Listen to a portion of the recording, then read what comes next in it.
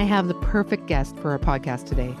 Tara Perman helps busy professionals figure out what changes they can make in their careers to feel more fulfilled and satisfied. Maybe you're ready to take a leap into a new role or industry, but you're not quite sure where to start. Or maybe you're feeling stuck in your current position and need some practical strategies to help you navigate the day-to-day challenges. As a career strategist, Tara can help you through this. In this episode, Tara shares her fear-setting strategy to reduce the unknown and lack of control we can feel around decision-making. By doing this, we're able to get clear on exactly what our next steps are. Here's our conversation. Welcome to this episode of the podcast, Tara Perman. I am so excited to have you here. I am excited to be here. Thanks for this great opportunity. So can I ask you, before we get into all the good stuff, what is it that makes you do what you do? What is it that drives you? Well, what drives me is that every day I feel like I get to help people, and that just feels like such meaningful work. And I know that so many people do get to do that in their jobs, and that's great. And for me, I'm getting to do it in a way that just fires up all the talents that I think I inherently have. And I think I finally found work that blends this perfect thing of what I'm talented at, what I like to do, and what feels really fulfilling to me. So I just feel so lucky to be doing what I'm doing. And a byproduct of that is that I get to help people. It's like, check, check, check. This is great. I love when all those things line up, right? And Yeah. I think often people think that they can't do the things they love. Like what they're capable of isn't something that they can turn into a job or isn't something that can become their life's purpose. And I think it can. Sometimes it's not always the only thing you do, but often it can be something that you do. And it's important that you have something that lights you up every day. Totally. Totally. It's funny. Some of the work that I do as a career coach, and we talk about strengths, people's strengths, and they identify them. And I always ask a question, like they can quickly articulate what their strengths are. And then I say, okay, how much of those are things that you actually like to do? You're good at it, but you also like to do it. They're like, oh, that's a very different question. I'm like, okay, we're looking for liking what you do and being good at it at the same time. So yeah, funny that you say that. Right. Yeah, I think it's important to have some of that, right? Like somewhere in your life you need to have some of that. So let's talk a little about, because this is coming out at the end of the year. So if you're listening to this in actual release time, this is a time of year where I think a lot of people are starting to make either some changes or decisions on what the next year is going to look like. And often two things are happening. One is either some regret about what didn't get accomplished this year, or celebration over things that did, or both. And at the same time, some ideas of, how big do I want to go next year? And that can be, again, a lot of people that are listening are entrepreneurs, but also a lot of people that are listening are moms and have families, or are people that just want a better relationship. And so there's many areas of our life that we can be looking at this in, not just work-based. But I think no matter what we're talking about today, you can tweak this to fit the things that you want to experience in your life over this next year. Yeah. Yeah, I think it's a timely topic for what I wanted to talk about today, which is just the idea of fear and how fear gets in the way of our actions. And at this time of year, we're thinking about big changes we want, like you said, in our life, and notice sometimes that we stall on those because we swirl or catastrophize about all the possible things that could happen, which then prevent us from taking any action. With my clients, I do a lot of work talking about fear and introduce this concept called fear setting, which is what I'll talk about with you today. But it's just trying to get more comfortable with our fear, see how it's influencing our actions, and see what we want to do about it. So I'm happy to jump into that. Let's talk about fear setting. But I think the only thing I would like to say before that is it is normal for all of us to fear things. Mhm. So if you think there's something wrong with you because you're afraid of something or you're not moving forward and you know it's because you're stuck in some fear, that is totally normal. Yeah. Yeah. I think I am so glad that's where you started. I think that's a great segue because, yes, fear is actually, we're like hardwired to have fear, right? It's part of like how we're protected in life. And so it's important that we have fear, and it certainly can be helpful. And I like to think fear is useful for us. So the thing that sometimes gets in the way for us, I think, is when we're surprised that we're having fear. Like, oh no, fear's here. Stop. Like, don't do anything. Like fear has shown up. Like we shouldn't act. And that's what I really love to have my clients start to address a little more. Like, okay, so what? Fear showed up. Let's work with it. Like we shouldn't be surprised it's here. Let's expect that it's here. And then let's start to regain some control by telling fear what it needs to know about the situation. Like how are you prepared for what you want to do? How are you going to accommodate the worst case terrible thing that could happen to you? So like putting yourself in the driver's seat of the fear versus the fear being in the driver's seat for you. And I along those lines, I like to just acknowledge too that like any success that you've ever had in life came with a side dish of fear and discomfort. Like no successful person has ever told their story of success and said it was so easy every step of the way, right? There was always a little extra helping of some fear and discomfort that came along with that. So let's not be surprised it's there and let's use it to our advantage to kind of like help us prepare differently for what we're trying to do so that our fear feels better, that we're paying attention to things. I So don't, when I just want to ask you, yeah. when it comes to looking at whatever it is that we have sitting in front of us, and we're looking at this process that you're talking about, is there anything that we should be asking ourselves around whatever the goal is, the aim is, the situation that we're in, that we should be asking ourselves before we start the process?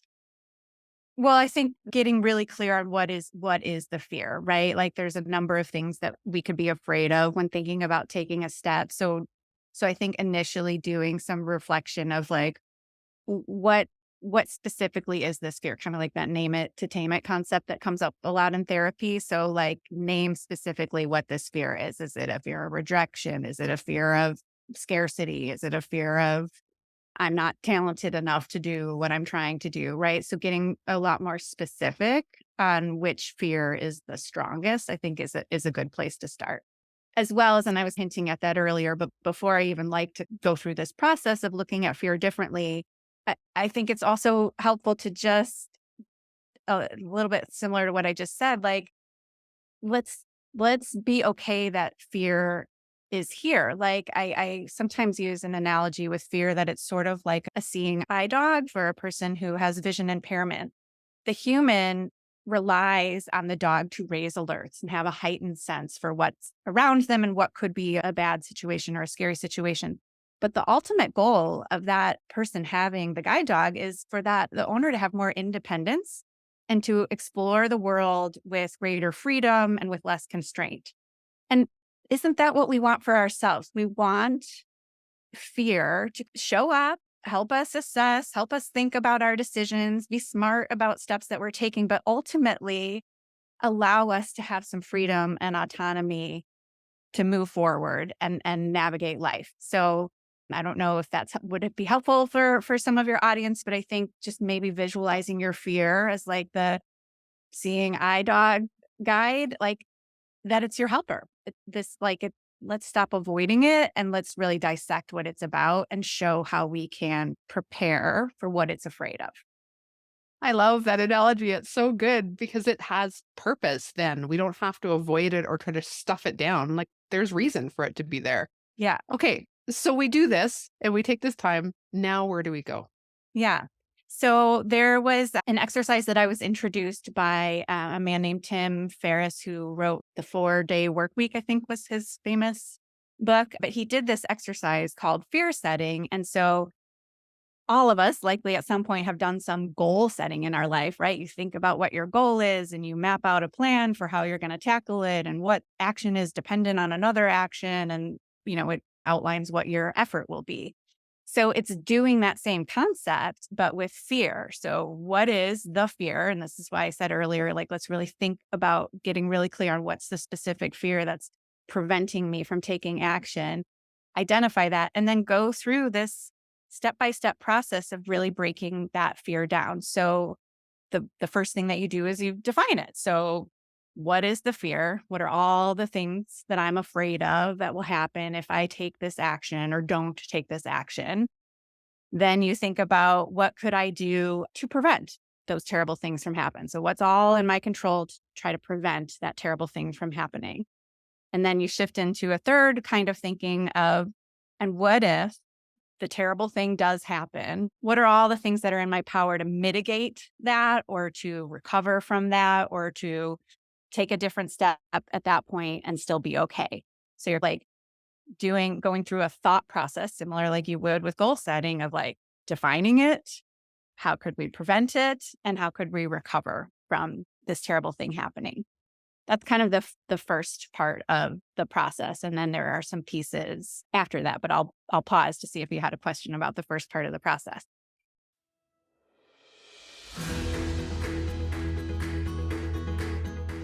Hey, wonderful listeners. If you're an entrepreneur or a business owner like me, then you know the struggle of juggling a million tasks while trying to focus on what really matters. Well, guess what?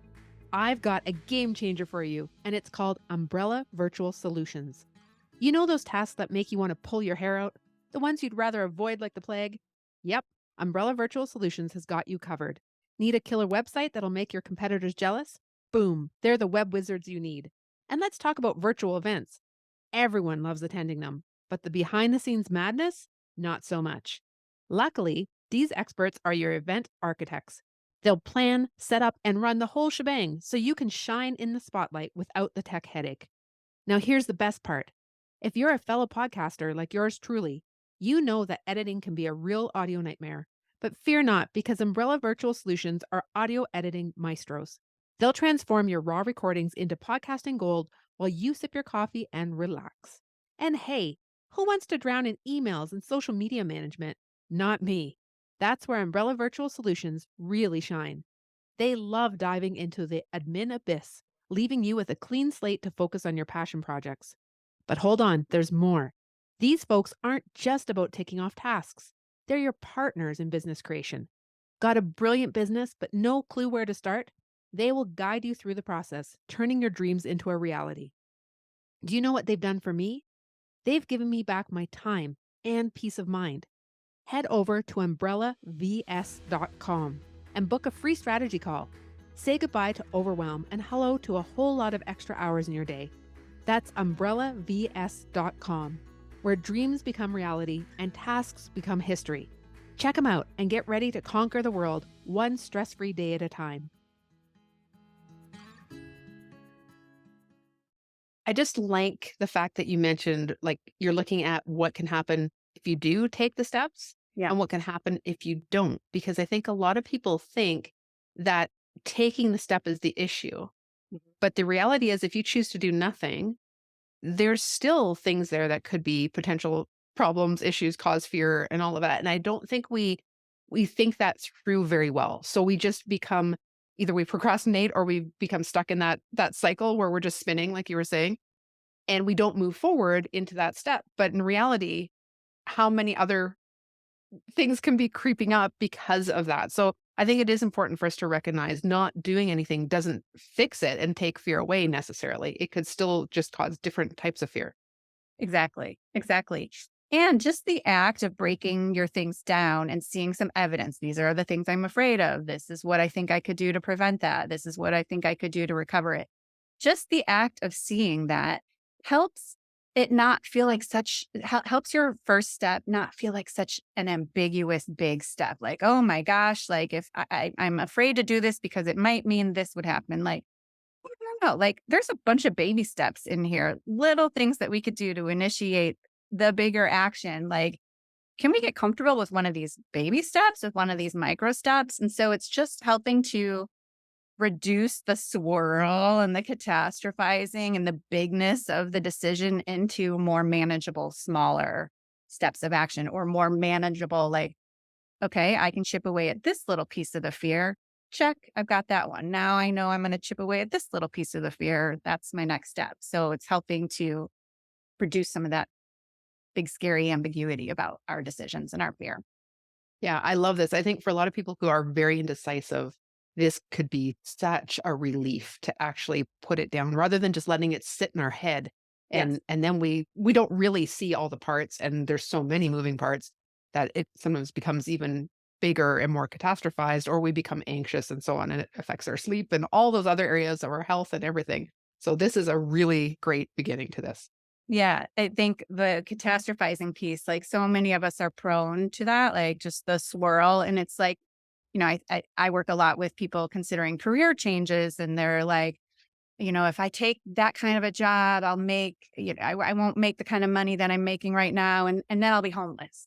And I'm like, well, hold on. Like, there's quite a few steps that go from taking a new job and then being on the street homeless. Like, let's do an activity like this where you see like, okay, there's a lot of things I have in between those two lines. Okay, I think I can make at each of those points, I have different choices to make that prevent me from going from took new job and now I live on the street. That's fantastic. So tell us, once we've done this and we've taken this inventory, what do we do next?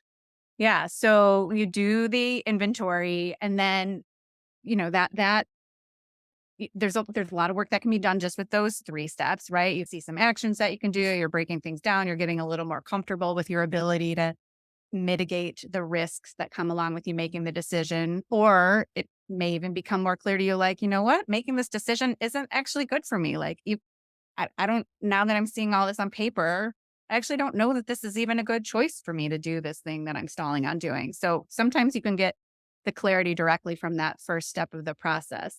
But if not, there's a couple other steps. The second one is just asking yourself, well, what would go well if I took some action here? Like, I'm going to just rate if I took some micro steps, what would I lose? What would I gain if I just took some micro steps and tested this out?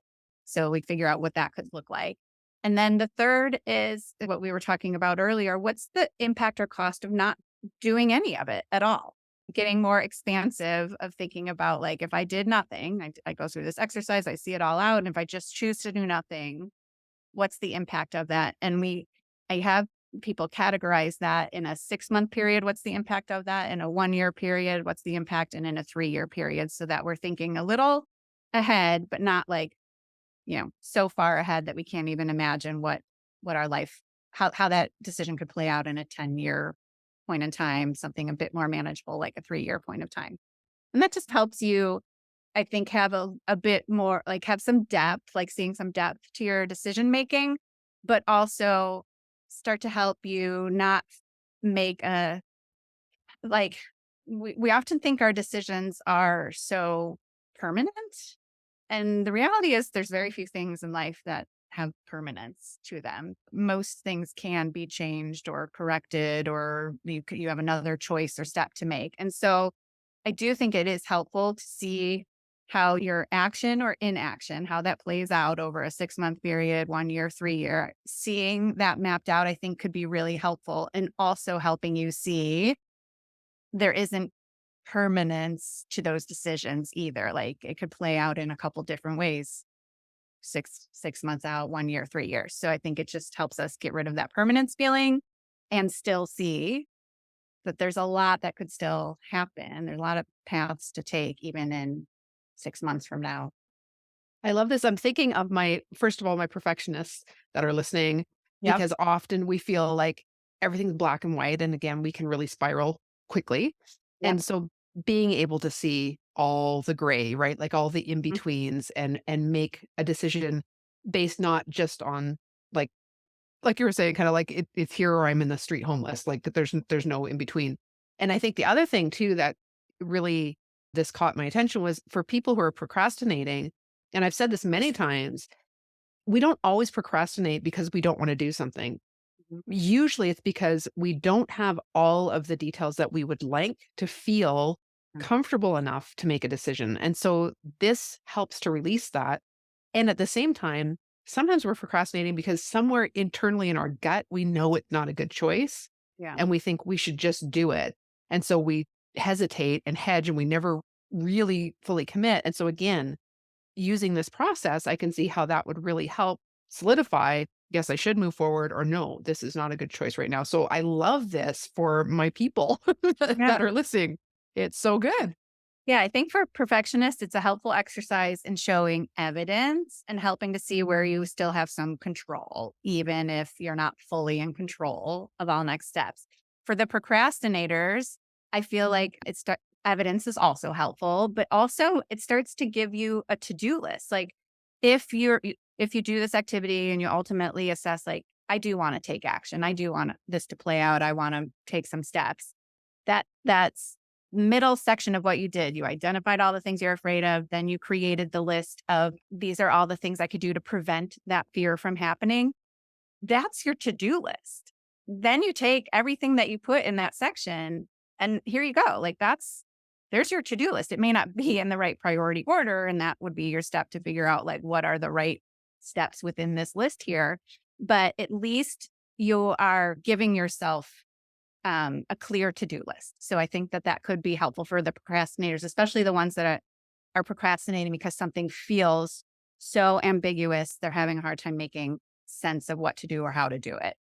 And then for the people pleasers, I think this isn't in my worksheet. So in the moment, I'm adding that this could be a good ad for the people pleasers is maybe a prompt of and where am I in these decisions and how do I see myself reflected in the choices that I make out of how I'm looking at this. So I think just that reminder of like, am I making this choice? Like when I'm looking at the fears, are the fears about me and my impact, or are the fears about other people and how they're impacted by my choices? So I could probably finesse it a little bit to have a little bit more you oriented, self oriented thinking going on in this process.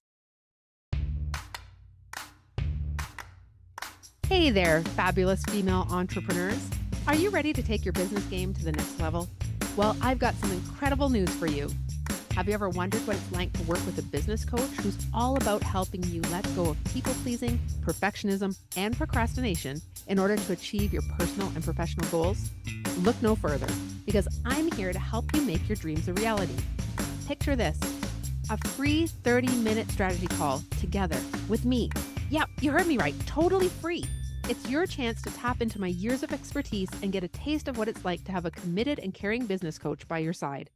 I've had the honor of empowering many female entrepreneurs just like you.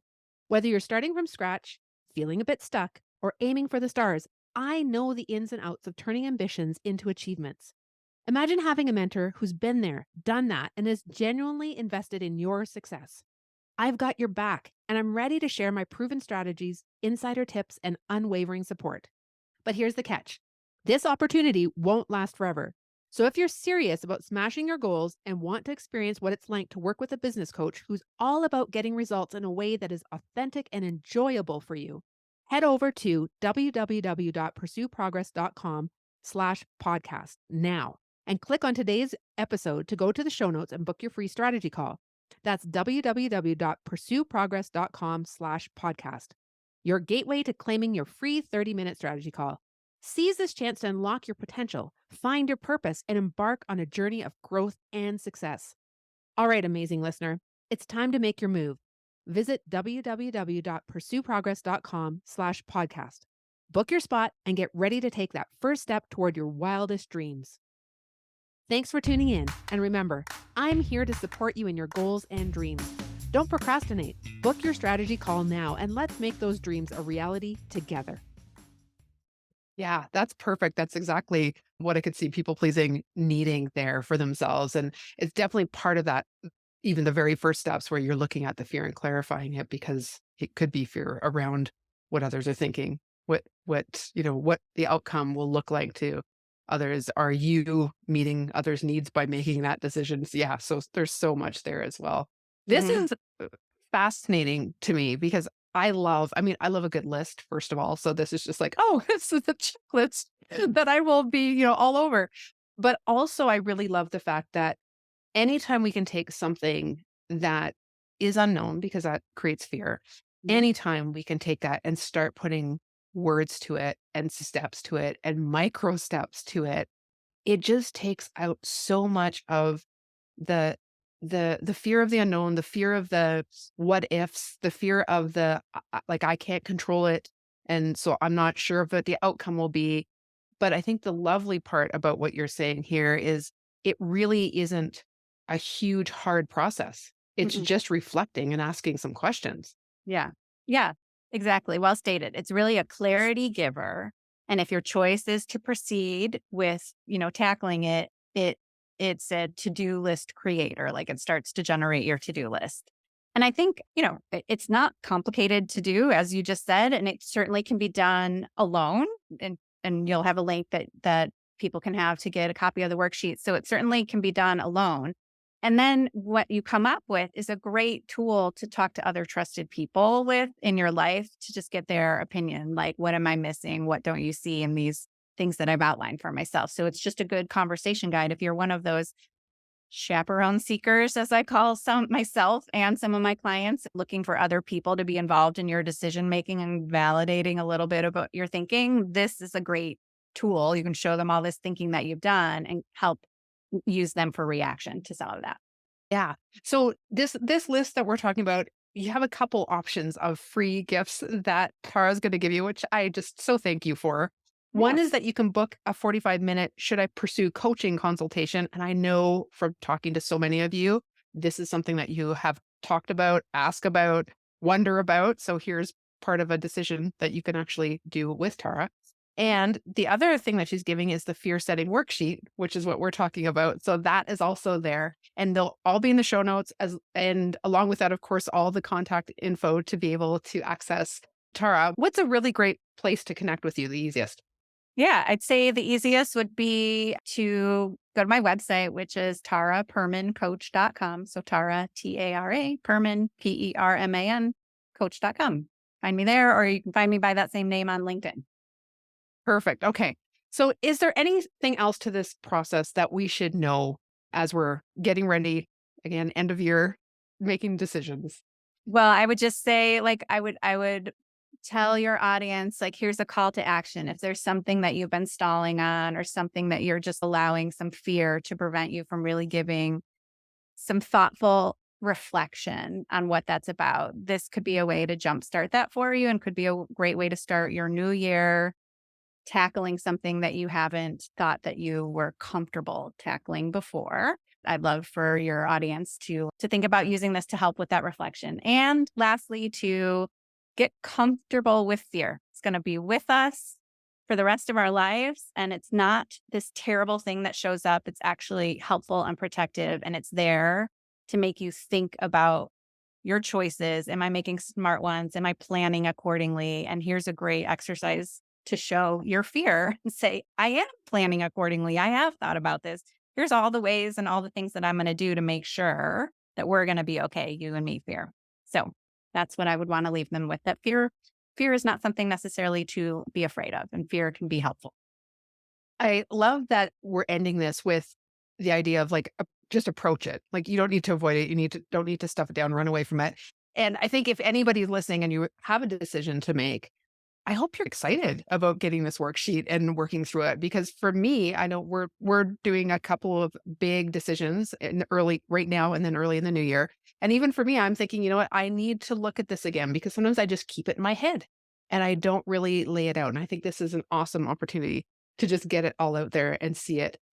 The other thing that I ask every single guest on the show is of the three P's, which are people pleasing, perfectionism, and procrastination, which one do you tend to go to, Tara? I am a people pleaser. I think it's rooted in like where sat in my family, like youngest and only girl, and like constantly trying to like be a certain kind of person in my family and make sure everybody was okay and happy and whatnot. And then that certainly has evolved as I've gotten older. And I do too much for others and not enough for myself. I see it showing up in work and in life and everywhere. So yes, that's mine. Thank you for sharing that. I mean, we're all a work in process. And so I love hearing where other people sit in those areas. Tara, thank you so much for coming and talking to us about fear setting. I think this is just a really important tool for us to get a hold of and to really start implementing, especially if we are the type who stews on these things. And so thank you so much for being here. Yeah, my pleasure. Thanks for the opportunity.